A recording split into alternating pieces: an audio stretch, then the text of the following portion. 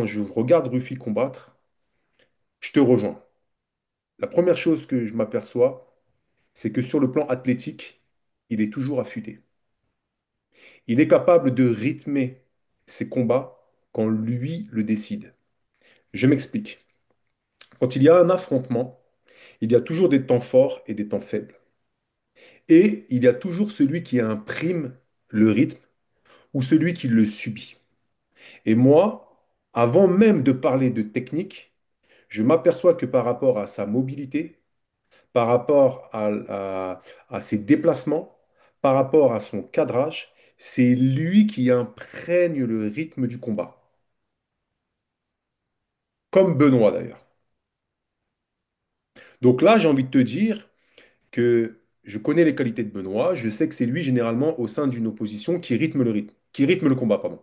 Et là, bah, il va être face à quelqu'un qui ne subit pas le combat, mais qui lui imprime le rythme. Et je te rejoins par les distances, par le jeu des distances. Donc déjà, ça, c'est très impressionnant. Parce que déjà, avant même de distribuer ne serait-ce qu'une seule cacahuète, il va falloir ne pas être sur la défensive. Il va falloir imposer son rythme. Il va falloir être sur l'offensive. Parce que Ruffy, on ne sait pas comment il se comporte, en tout cas depuis qu'il est à l'UFC, parce que moi, je ne vais pas te mentir, j'ai pas vu ses combats en dehors de l'UFC. Et ses combats à l'UFC, c'est lui qui imprimait le rythme. Donc, je peux dire que son instinct, c'est de dominer.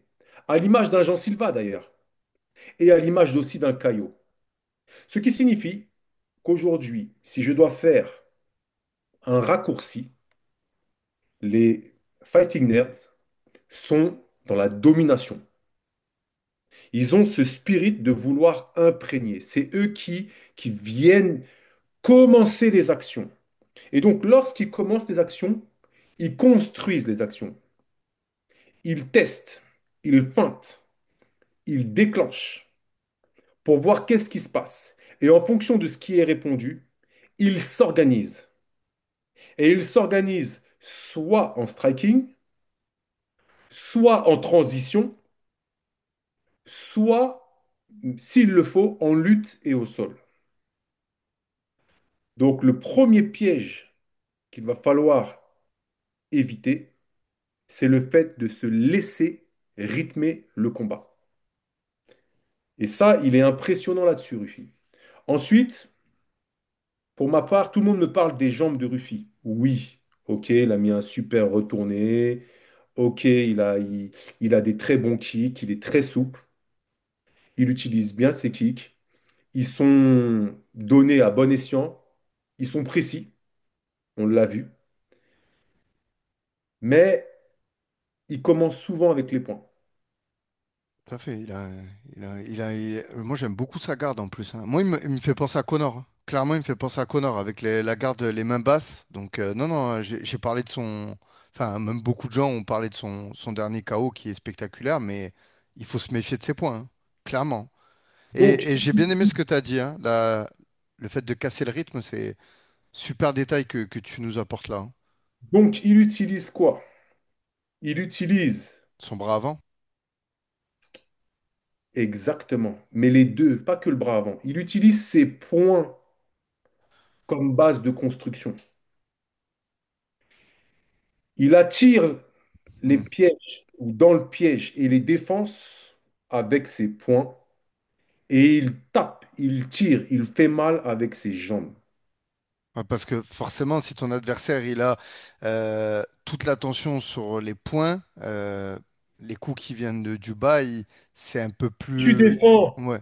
tu défends. Hmm, Si tu défends les points derrière, donc ça veut dire quoi? C'est qu'il est souvent sur du rapide fort, hmm. rapide fort, Le rythme. rapide, rapide, On en- fort, Le rythme rapide, encore. rapide, rapide, fort. Et de temps en temps, et il rythme sa distance avec son jab. Ouais. Son bras avant là. Et regarde, et regarde ce qu'il fait souvent. Une gamme d'anglaise, une gamme d'anglaise de pied, une gamme de pied.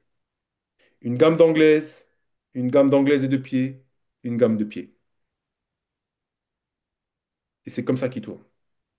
Quand lui construit, quand le mec est là et essaye. Et quand l'autre essaye de répondre, il rentre dans le timing. Au lieu de faire défense contre-attaque, il envoie la personne morte ou il rentre dedans encore. Et c'est là où il cueille.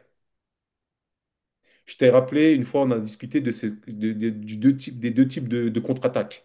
Il y a la contre-attaque indirecte et il y a la contre-attaque directe.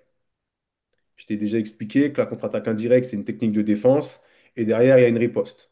Avec les poings-pieds, avec les pieds, les poings, peu importe. Que avec les pieds, peu importe. Ou même avec la lutte en MMA. D'accord? Et il y a la contre-attaque directe qui est le fait que l'autre déclenche, que toi tu déclenches après, mais que ton but c'est d'arriver avant. Et lui, il construit ses victoires autour de ça. Ce que j'en sais, et de ce que j'ai entendu dans d'autres podcasts, et il faut rendre gloire à d'autres podcasts.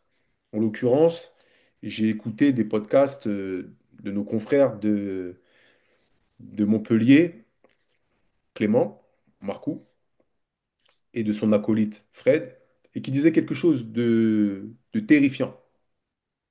Il disait que non seulement Ruffy est fort debout, mais qu'il a battu des personnes extrêmement fortes en jiu-jitsu brésilien, en lutte et en grappling.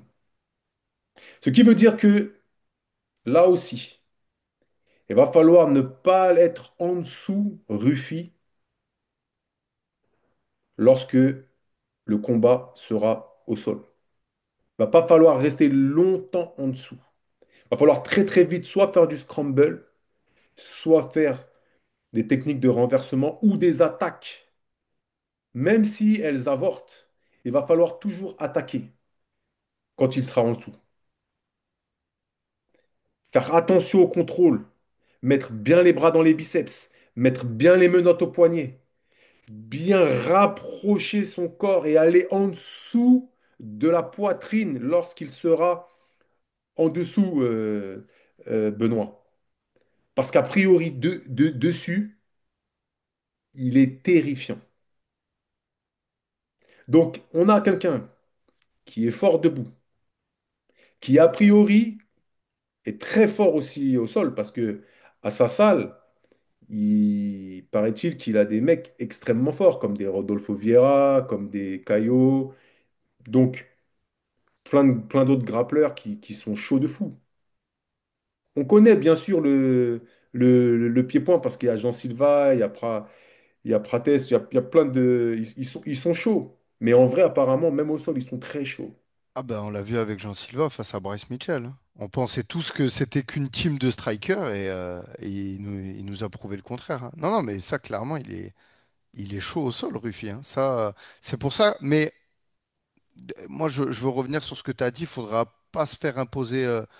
Faudra pas qu'il nous impose le rythme face à Benoît. Et voilà, faudra pas se retrouver dos à la cage. Parce qu'on a pu le voir aussi qu'il était très fort pour arriver à toucher quand son adversaire il est dos à la cage. Moi, je vais faire simple, hein. Je vais dire, Benoît, faut qu'il fasse du Benoît, hein. Faut qu'il fasse du God of War, hein. Faut qu'il lui rentre dedans, tu vois. Un peu à la face à Bonfim.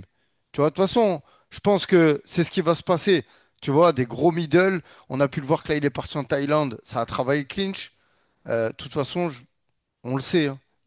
On sait aujourd'hui comment battre Benoît, clairement. Mais il a progressé, je pense.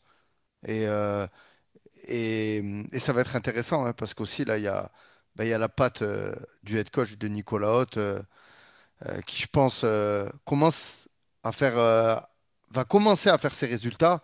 Et c'est le combat parfait tu vois, pour prouver le travail qui a été fait de Nicolas Haute avec Benoît Saint-Denis.